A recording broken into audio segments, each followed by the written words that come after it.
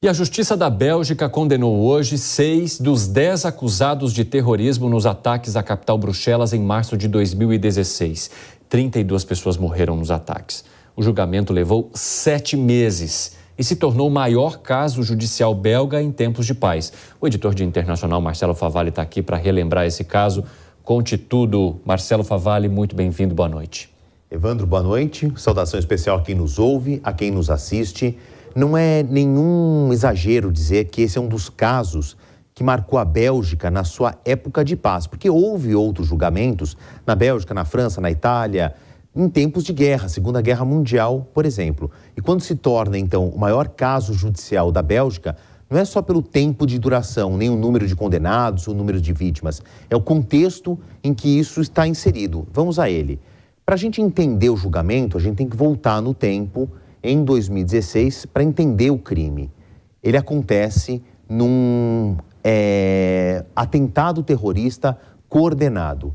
Primeiro, às 7h45 da manhã, 2 homens-bomba se autodetonam perto de 2 pontos estratégicos dentro do aeroporto internacional de Bruxelas, capital da Bélgica. Queria fazer um parênteses, né? Bruxelas não está muito no roteiro internacional de viagens, embora muita gente vá passar férias ali em Bruxelas, mas é o centro do Parlamento Europeu e é ponto de conexão, por exemplo, entre os Países Baixos e a França. Então é um centro de negócios. E por que o atentado aconteceu às 7h45 da manhã? Porque é quando chegam muitos voos internacionais.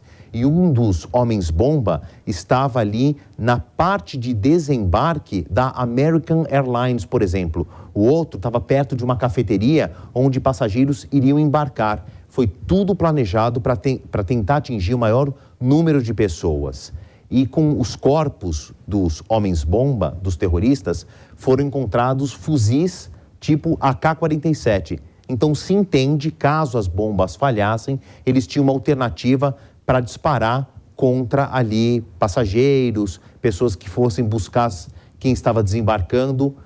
Não coincidentemente, 1h15 depois, por volta das 9h da manhã, uma explosão semelhante dentro de uma estação de metrô muito movimentada também da capital Bruxelas, que é a estação de metrô que serve justamente o Parlamento Europeu.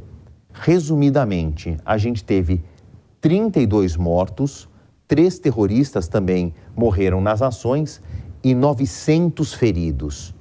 300 deles têm sequelas até hoje. Ou perderam a visão, a audição, foram mutilados, são sequelas permanentes, irreversíveis. Havia vítimas de 15 países diferentes. Eles sabiam disso, por isso que eles foram até o aeroporto.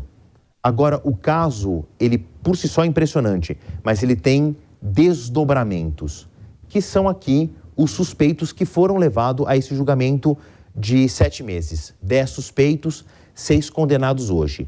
A notícia dessa terça-feira é sobre a condenação. A gente ainda não tem o veredito sobre a pena. Isso deve sair até o final do ano, respeitando as normas do direito belga, que é muito parecido com o direito francês. Foram dadas as condenações, mas ainda não a execução da pena.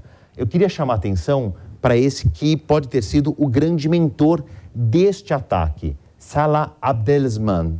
Ele não compareceu ao tribunal. Ele, embora tenha pegado uma pena máxima, o julgamento os condenou por assassinato ligado a terrorismo. Ele sequer vai cumprir pena na Bélgica, porque ele já foi condenado na França à prisão perpétua.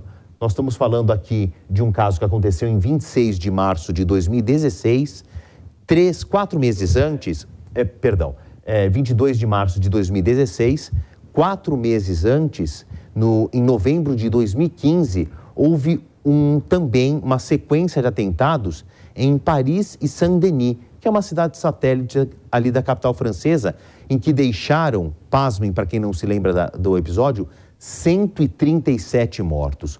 Houve um atentado à bomba no Stade de France durante um jogo, Bataclan, que era uma casa de shows, pessoas foram atingidas por disparos nas ruas. Foi uma noite de terror em Paris e esse Salah Abdeslam estava envolvido nesse atentado. Ele já foi julgado e recebeu prisão perpétua na França.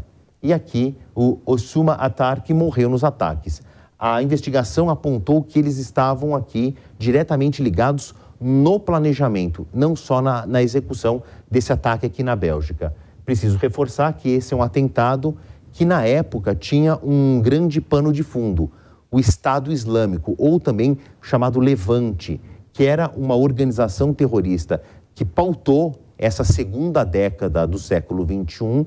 Hoje, a célula está muito mais reduzida, ela foi muito mais enxugada por ações internacionais na Síria, mas que eles impetraram ataques terroristas ali no coração da Europa, principalmente na Bélgica e na França. Houve ataques também ligados ao Levante ou Estado Islâmico em Londres, na Espanha, mas esses foram os dois mais marcantes. E agora, finalmente, as famílias se sentem, então, justiçadas, levaram o caso à justiça e, coincidentemente, a gente não tem mais grandes ações do que esperamos ser o extinto Estado Islâmico. Marcelo Favalli, muito obrigado pelas informações, por relembrar com tantos detalhes este caso. Sempre uma aula por aqui. Boa noite para você. Boa noite.